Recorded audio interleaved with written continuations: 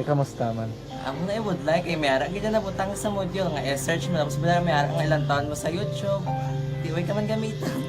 Di laktawan lang nanay. Tapos, ano naman, ubra ko ng dason. Brown na daso singa na pasensya ma'am. Paano ka nakapadala sulat?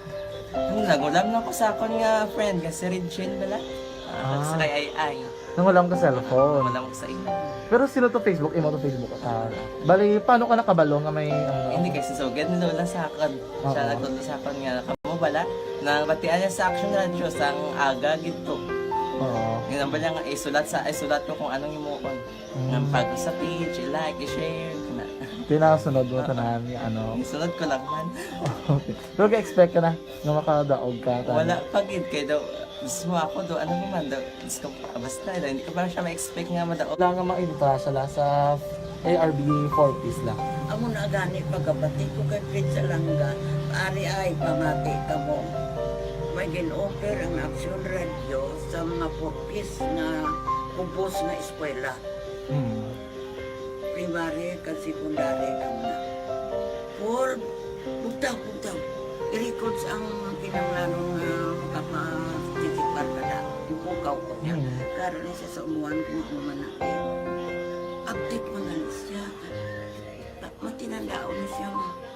Damo to, nugid na siya. Niya padala ko na tula hasta imo mga base ko makadaog ka man ra po tatugan ko balala. Tisiling ko sa iya, ako bala. Kung ano ang akong ginatulo sa iyo mo, kikayuan mo na. Pagdason, ang Action Radio, amo na siya ang toy-toy sa akon. Manakabati ako kay tungod nga idol kong Action Radio nga permi ko daga pamati hasta magapon. Kung itandaan ko nga program nila, mga angkor manda, tisiling ko pasalamatan tagin ng Action Radio. Kaya pag-upin siyang panawagan, nabatian ko dayon. Kag nabuligan, kag nadala ka sa takpay. Dapat mo ginanga. Action Radio Philippines Standard Time, alas 6:12, kagkaroon sa detalye na sang mga balita lokal.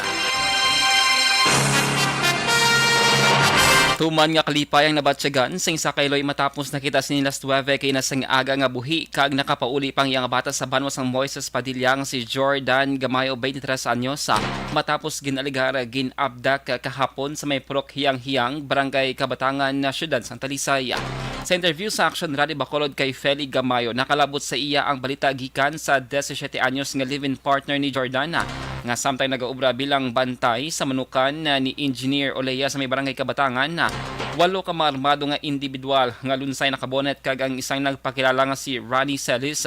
Ginaligar miyembro ng NBI ang nagsulod sa manukan kag ginarestong iyang bata sa kaso nga robbery.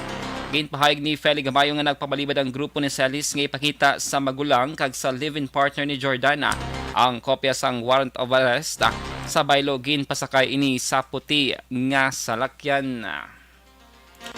Oo, nakapalagura nito sir. Ang ito galing na nakapsalan. Din siya dampi ginabdak, ma'am. Amado ka lang, yes, kuno, basta magulang niya. Alas 10 ang aga. Oo. Sa diin, ma'am. Wala lang sa may talitay dito sa resort sa Kapisuan. Maladiray. Nabatian si Feli Gamayo ang Eloy sang biktima.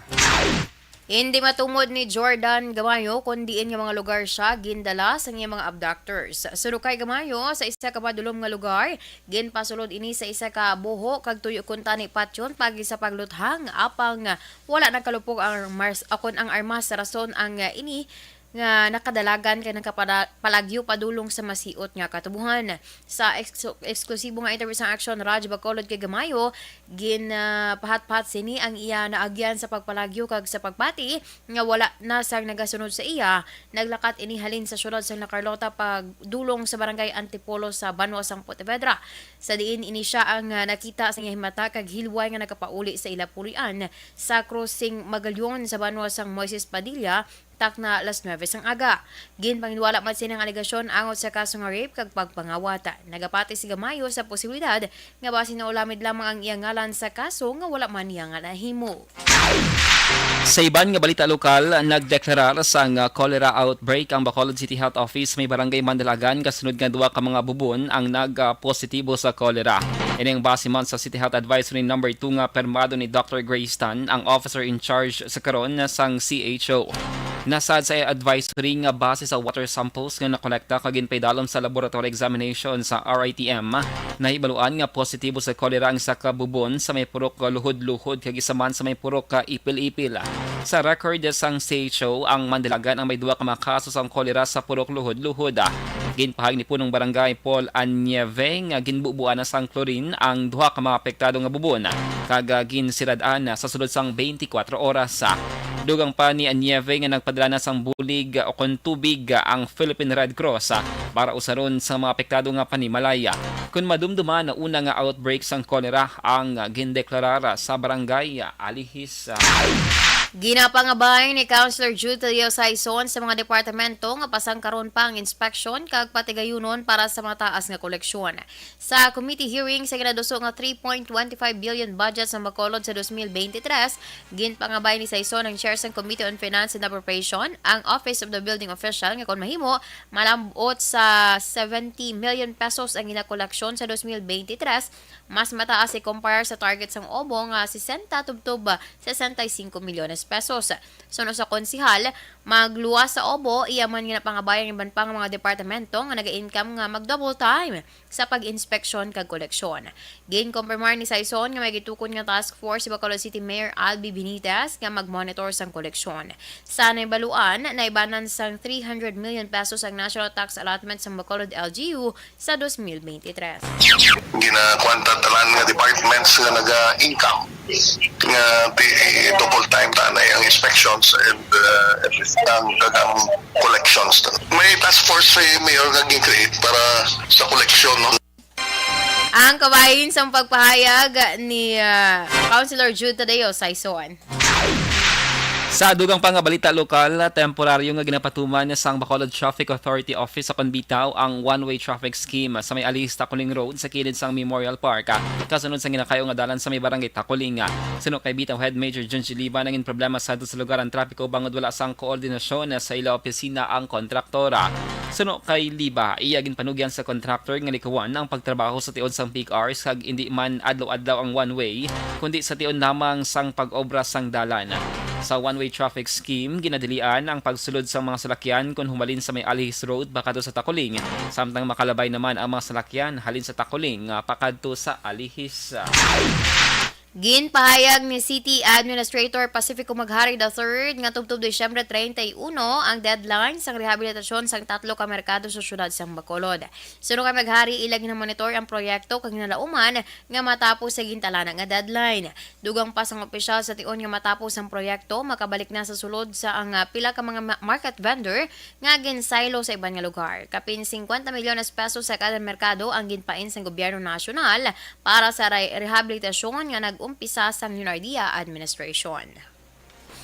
Una sa balita, una sa aksyon. TTX 500 capsule mga kaksyon sa mga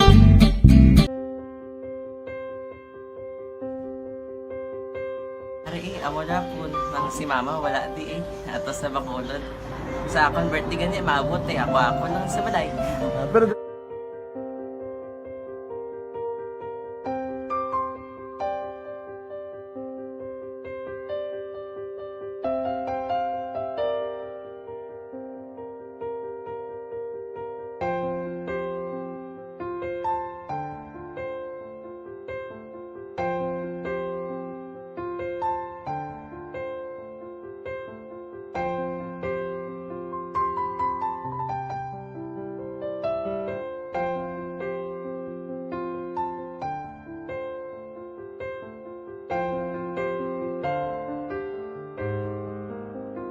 kamusta man? Ako na would like mayara gid na butang sa module nga search mo tapos bala mayara ang ilang taon mo sa YouTube. Di way ka man gamitan. Ti laktawan lang nanay. Tapos ano naman, ubra ng dason. Brown na dason singa nga pasensya ma'am. Paano ka nakapadala sulat? Nagulam na ko sa akon nga friend kasi Regine bala. Sa kay ay. Nang wala ka cellphone. Wala mo sa imo. Pero sino to Facebook? Imo to Facebook. Bali, paano ka nakabalo nga may... Hindi kasi sugad ni Lola sa akin. Siya Oo. nagtulong sa akin nga, kamo bala, nang nabatian niya sa Action Radio sang aga gito. Oo. Yun ang bala nga, isulat ko kung anong imuon. Nga pag sa page, i-like, i-share. Na. Tinasunod mo tanan yung ano. Isunod ko lang man. Okay. Pero ka-expect ka na na makadaog ka. Wala, pagid kay daw, gusto mo ako daw, ano naman daw, gusto ko, basta, hindi ko pa siya ma-expect nga madaog. Wala nga ma-intra siya sa ARB 4-piece lang. Amo na gani pagkabati ko kay Fritz Alanga, ari ay pamati ka mo. May gin-offer ang Action Radio sa mga purpose na kumpos na eskwela. Primary ka secondary ka na. For bugtaw. I-record sa ang kinanglanong kapatitikbar ka na. Yung pukaw ko niya. Karoon niya siya sa umuwan kung umanakit. Update mo na siya. Matinandao na siya. Damo to, nugid na siya. Niya padala ko na tula hasta imo mga klase ko makadaog ka man rapulong tatugan ko balala. Di siling ko sa iya, ako bala. Kung ano ang akong ginatulog sa iyo, tiyo mo, ikayuan mo na. Pagdaswang, ang Action Radio, amo na siya ang toy-toy sa akon. Manakabati ako kay tungod nga idol kong Action Radio nga permi ko daga pamati hasta magapon. Kung itandaan ko nga program nila, mga angkormanda, tisiling ko pasalamatan tagi ng Action Radio. Kaya pag-open siyang panawagan, nabatian ko dayon. Kag nabuligan, kag nadala ka sa tampay. Dapat mong ginanga pamasalamatan ang Action Radio, ang tanan na reporter dirakay. Kung wala ako nagapamati kami sa Action Radio, wala kakaabot sa premium sa Action Radio. Kaya wala kita kapamati. Tungod sila kaya ako sa Action Radio. Maskin gubaon na nakabati ko. Ihanap na ng San Diyos ang pag-ubay nga pamati ka. Kaya nga mo ito mapag-abay kong Fred sa lang agi kaya nga mo ito. Sige. Imanak na mo. Dako na bulit siya. Kabulig din siya kay magamit mo sa module mo. Di, kung sample, mag-research ka mo. Hindi ka na mabudlayan. Nga maka-research ka na. Sige, ano pasalamatan ka? Madam, mga salamat sa iyong action, John Diaz, sa tanan-tanan nga sa action. Madam, mga salamat sa inyong cellphone sa bong dapat pa ka mabuligan. Okay. Ano naman, message mo sa iba nga mga estudyante? Para sa iban man nga estudyante, hindi man ka maguntat kay tanan-tanan may pagsubok man na mo. Basis na son, inyong one time nga makaswerte. Makadaog. Makadaog. Ano ang balong kay Lola mo nga siya nag-ano sa inyo? Siya ang nag-ansakon nga masiling nga mapadalaman sang istorya. May gusto kay hambal sa iya, pasalamatan na be. Last, salamat na. Ay, tangan sa iyo, naka-cellphone gid ko. Tulungan. Anuman nga oras kag tion, posible nga magluntad ang aksidente sa dalanon.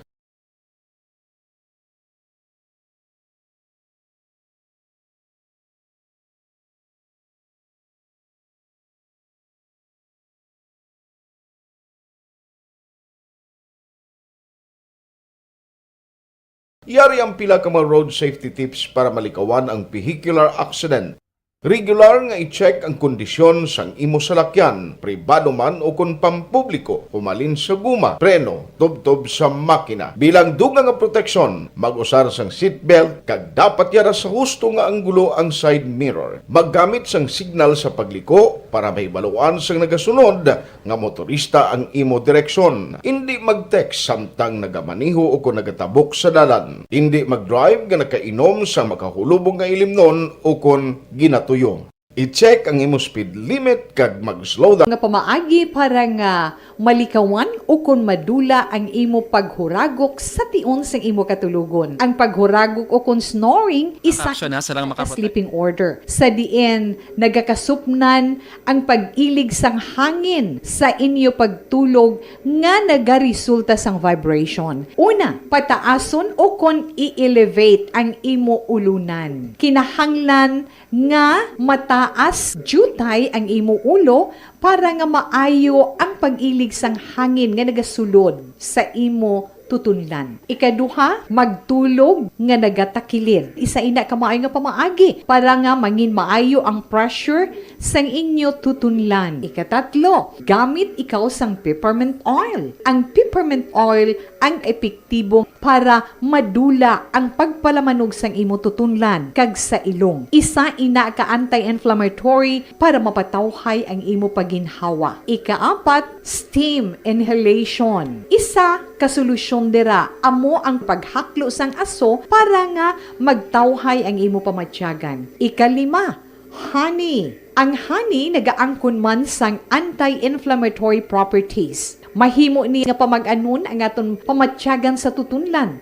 Ginadissolve niya ang mga nagasupon sa tutunlan. Inom lang sang isa ka kutsara nga honey antes magtulog. O kung hindi gani, i-mix class sa mainit o kung malabaab nga gatas. Ikaanong, mag-lose weight. Ang katambok o kung hindi gani ang pag-angkon sang sobrang kabugaton, makaapekto man sa paghuragok. Ang sobra nga katambukon sa liog nagaresulta sang pagsupon sang hangin sa aton tutunlan. Pila lamang sa mga pamaagi para ang paghuragok sa atong katulugon malikawan o kon madula.